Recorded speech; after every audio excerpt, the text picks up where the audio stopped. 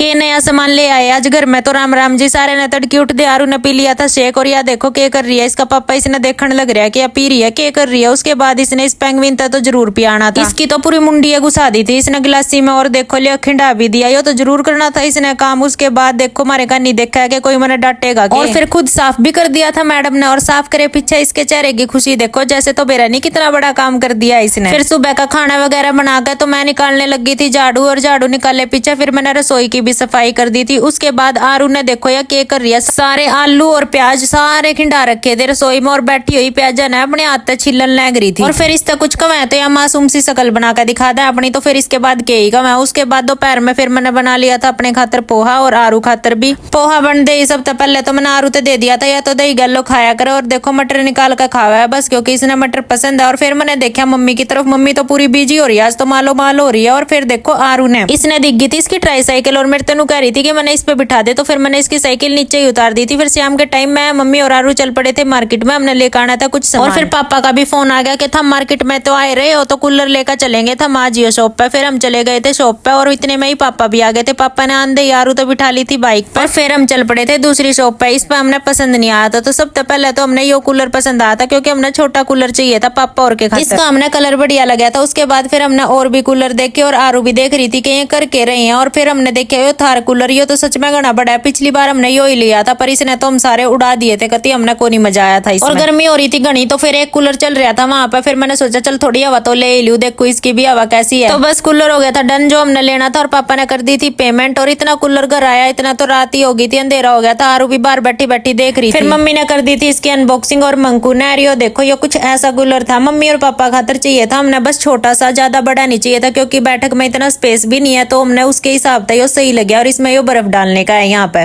उसके बाद आरू बोली कि माँ जी मैंने तो इसके नीचे बिठा दो। और गैलो मंकू भी बैठ गया था। ये दोनों बहन भाई तो खेलने लग गए थे इसके नीचे बैठ बैठ। और ये देखो हमारे टार्जन कूलर ने खुद ही चल रहा है। ऐसा कूलर है किसी के घर जो खुद ही चलता और आरू उसके पीछे पीछे। और ये देख लो मंकू के काम आरू ने किसी न किसी तरह तक खुश करके ही रखा है। बस फिर क्या था मंकू आगा गया और आरू पीछे पीछे। उसके बाद फिर इन्हें नया तरीका ढूंढा। देखो आरू बिठा दी अंदर और इसने घुमाने लग रहा है मंकू। बस फिर कूलर के सेट हुए पीछे मैंने बना दिया था रात का खाना। और मम्मी ने तो भूख लगी थी क्योंकि आज लेट हो गए थे। उसके बाद मैंने आरू ते भी खुआ दिया था। तो आज के व्लॉग में बस इतना ही। मिलते हैं कल एक नए व्लॉग के साथ तब तक के लिए बाय बाय।